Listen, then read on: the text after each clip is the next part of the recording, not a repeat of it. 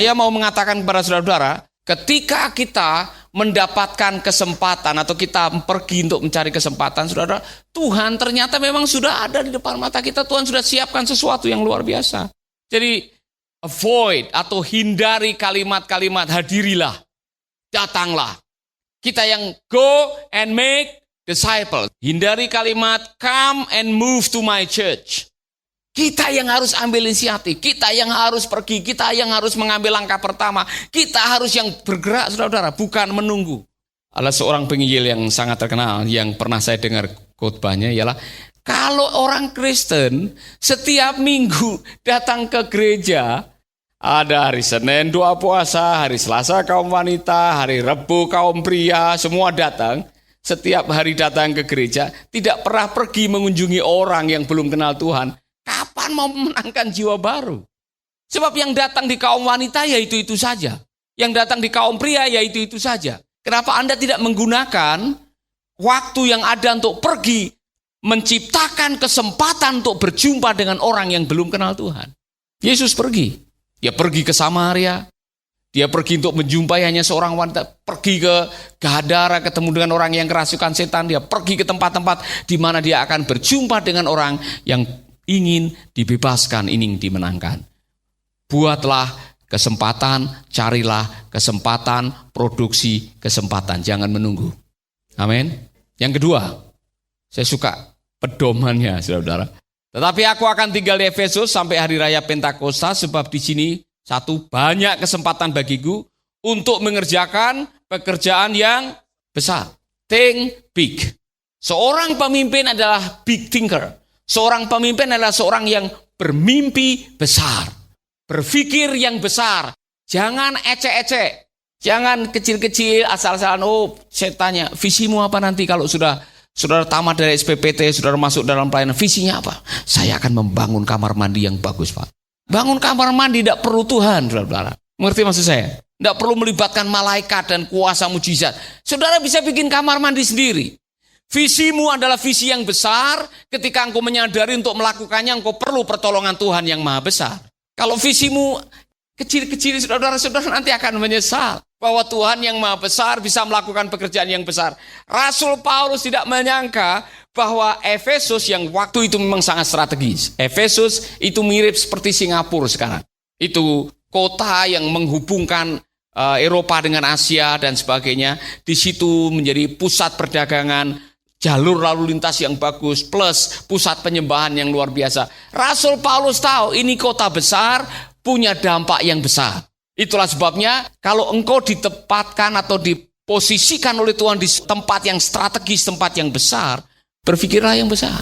Amin. Bukan kebetulan Tuhan tempatkan saya di Bali. Bukan kebetulan. Waktu itu idenya Pak Rod Plummer sebetulnya sama Pak Michael. Waktu pertama kali saya ikut rapat dengan beliau di Hillsong, saya masih ingat. Waktu saya masih di Ambon sebetulnya. Mereka sudah berpikir, kalau mau efektif Paulus, cari pusat di mana kita bisa melayani dan menjangkau bukan hanya di Ambon, di Indonesia Timur, tapi tempat yang strategis.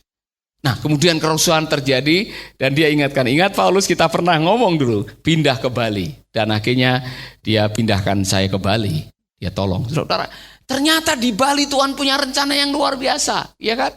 Kita tidak menyangka bahwa apa yang kita lakukan di Bali adalah hub yang luar biasa. Dan bukan kebetulan saya ditunjuk menjadi Global Church Planting Movement wilayah Asia Tenggara dan Oseania. Bali adalah tengah-tengah. Jadi saudara-saudara, tidak ada yang mustahil. Kalau Tuhan sudah merencanakan sesuatu yang besar, berpikir yang besar, yang saya perlukan ialah orang-orang dan pemimpin-pemimpin yang bisa berpikir besar. Kalau Anda pikirannya masih kayak dulu 15 tahun, 20 tahun yang lalu, Anda akan ketinggalan kereta. Katakan amin. Kemarin sudah ada permintaan, saudara-saudara.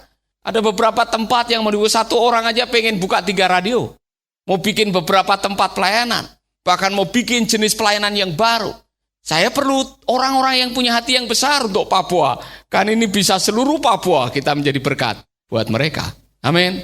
Ini berpikir besar karena Bapak ini dia punya jaringan yang luar biasa. Dia mendatangkan sembako dari Jawa untuk seluruh Timika, seluruh Yahukimo. dan sebagian di Wamena dan sebagainya. Kami pikir, kenapa kita tidak bikin model Indomart kecil-kecil dan tempatkan anak-anak SPPT yang tahu di situ, kita modali, Anda berusaha dan menjadikan usaha sebagai sarana untuk menjangkau dan memuridkan orang-orang di situ. Dia setuju. Kita mulai, Pak. Kita mulai 10. Ada yang berani untuk mulai, saudara-saudara? Saya diajak melihat di pelabuhan, dilihat di sini dan sebagainya. Dibutuhkan seorang pemimpin dan seorang pemikir dan seorang yang mau melangkah, berani melangkah dengan pemikiran yang besar, kita bisa memberkati. Amin.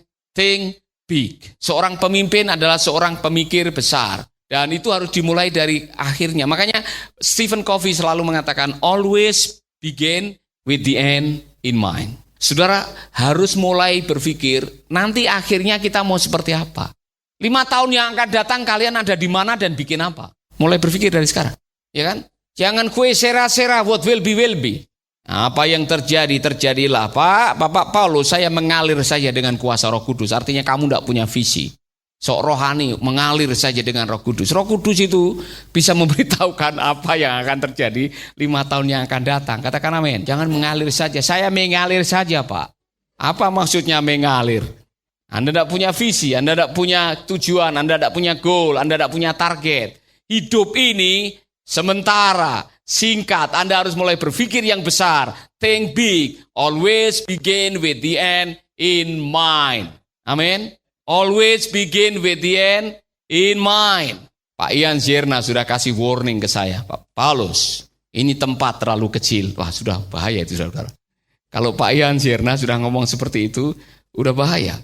Kalau kita suatu saat, apa yang kita lakukan diberkati Tuhan besar, kita akan kesulitan. Serius. Saya sudah melihat kalau Global Church Planting Movement menjadikan kita menjadi Asia Church Planting School untuk semua Asia Tenggara, 11 negara ada di sini, kita akan kewalahan, saudara. Itu pendeta yang ketua BPD-nya GSCA yang ada di Australia Utara, Northern Territory, sudah mengatakan, Paulus, bisa tidak kirim misionari dari Indonesia, orang Papua, untuk menjangkau orang aborigin. Anda akan disponsori, tapi harus pintar bahasa Inggris. Amin. Tinggal dengan mereka, hidup dengan mereka, dan saya jamin Anda makan kanguru gratis setiap hari. Di sana banyak kanguru, sama onta liar. Banyak sekali. Saudara-saudara, think big. Jangan asal-asalan. Amin. Kalau hanya asal-asalan, rugi hidup sekali saudara tidak berani bermimpi. Saya ulangi lagi. Bermimpi yang besar. Itu punya semacam gairah, membuat Anda bergairah menjalani hidup ini. Baru berpikir yang besar belum terlaksana, itu sudah memberikan passion. Gairah yang membuat Anda semangat menjalani hidup ini. Amin. Yang masih ngekos, berpikir punya rumah besar, ya kan? Kan tidak stres mikirin rumah besar, hanya berpikir aja, bermimpi rumah besar. Soal mimpimu punya rumah besar jadi kenyataan atau tidak, itu urusannya Tuhan dengan Anda. Ya kan, masing-masing kita diizinkan oleh Tuhan untuk mengikuti atau melalui jalur kehidupan yang beda-beda. Tapi kan tidak ada salahnya bermimpi untuk punya rumah besar. Amin. Saya masih bermimpi punya villa, punya kolam renang dan sebagainya. Masih bermimpi. Soal itu jadi kenyataan atau tidak, itu bagiannya Tuhan. Bagian saya adalah terus bermimpi. Amin. Tanya kepada Yusuf nanti. Yusuf waktu menyampaikan mimpinya bahwa suatu saat dia akan menjadi orang yang dihormati, orang yang terkenal, orang yang berkuasa. Saudara-saudara akan tunduk kepadanya atau menyembah dia. Yusuf tidak pernah berhenti bermimpi. Dan apa yang dimimpikan menjadi kenyataan. Amin. Think big, berpikir yang besar. Selama apa yang kau pikirkan bukan untuk membesarkan kepalamu, Tuhan yang Maha Besar akan memberkatimu. Amin. Yang ketiga, seorang pemimpin harus punya pandangan ini. Saya suka dengan kalimatnya Rasul Paulus. Sebab di sini banyak kesempatan bagiku untuk mengerjakan pekerjaan yang besar dan penting. Ada banyak yang besar tapi tidak penting. Ada banyak yang kelihatannya luar biasa tapi tidak penting. Ada banyak kesempatan saya bisa ambil, saudara bisa ambil, tapi tidak penting. Maka keputusan terakhir, apa yang Anda lakukan, apa yang Anda kerjakan harus menyangkut dua hal ini. Penting dan punya dampak yang besar. Itulah yang saya sebut dengan Anda ada waktunya harus melakukan apa yang saya sebut strategis. Tidak semua undangan harus Anda terima. Tidak semua pelayanan harus Anda kerjakan. Sesuaikan dengan karunia saudara, sesuaikan dengan panggilan saudara, sesuaikan dengan kemampuan saudara, sesuaikan dengan musim saudara, dan lakukan apa yang penting. Amin. Jadi sebetulnya 2 tahun yang lalu Pak Dorman pernah mengatakan, Pak Paulus, kami mau bikin semacam seminar misi untuk 6.000 hamba Tuhan dalam rangka ulang tahunnya Gidi. Bisa enggak Bapak datang? Saya bilang kalau itu strategis, waktu yang ada, kesempatan yang ada, saya bisa berdampak bagi banyak orang, saya akan ambil. Dan kemarin dia ingatkan lagi, Februari tanggal 10 dan 11, mereka akan sewa GOR untuk bikin seminar dan sekaligus untuk kita melayani mereka, hamba-hamba Tuhan Gidi. Saudara-saudara, besar dan penting. Tidak semua harus dilakukan, besar dan penting. Waktu saya ditawari oleh Pak Larry Stockstill untuk mengambil posisi sebagai area director untuk Asia Tenggara dan Oseania, saya berdoa dulu. Ada 3 bulan kami berdoa, kami berdiskusi, apa manfaatnya dan apa dampaknya bagi apa yang kita lakukan di Asia. Kalau itu penting, itu besar dampaknya, saya ambil. Saudara-saudara, pada akhirnya, ada satu waktu dalam kehidupan kita, tidak semua harus kita lakukan.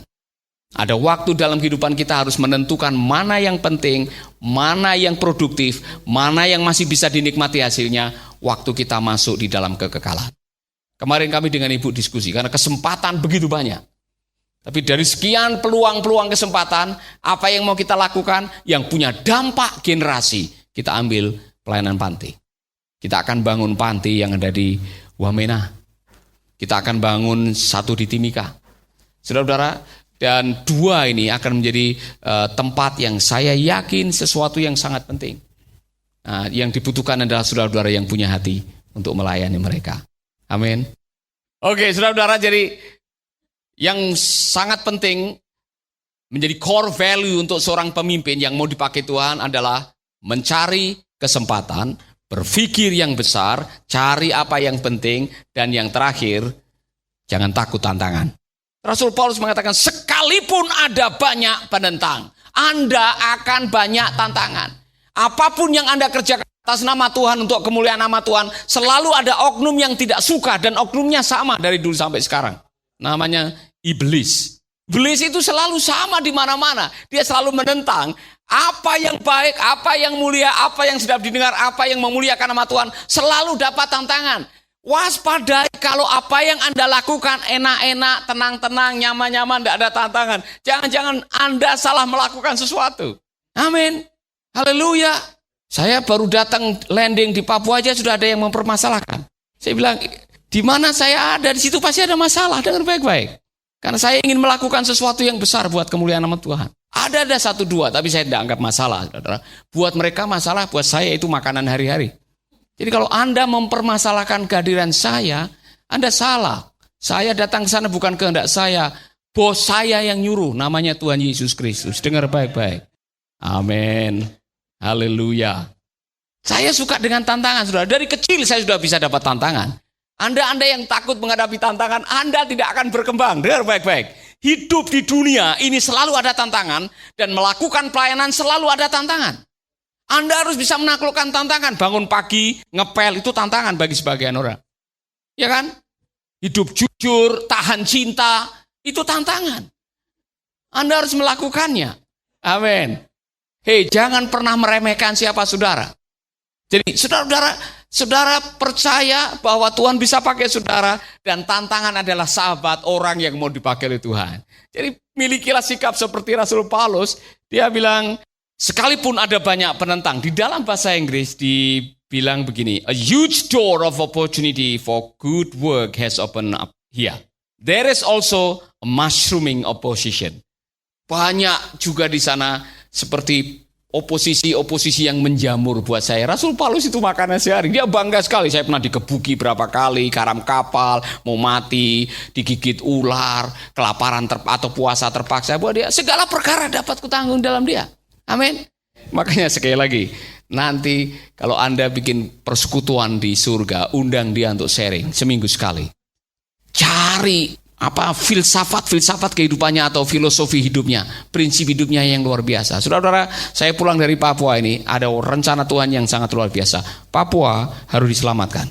supaya mereka dapat pendidikan yang baik, supaya mereka bisa kembali membangun negeri mereka. Papua harus diselamatkan dan dikuatkan kembali. Amin. Sahabat, Anda baru saja mendengarkan program Making Life Better. Hubungi kami di 0811 3901 144 atau 0811 3901 140. Mari dukung pelayanan Making Life Better melalui rekening BCA 66 900 30525. Sekali lagi, 66 900 30525. Atas nama Paulus Wiratno. Terima kasih, Tuhan Yesus memberkati. Making life better, bikin hidup lebih baik.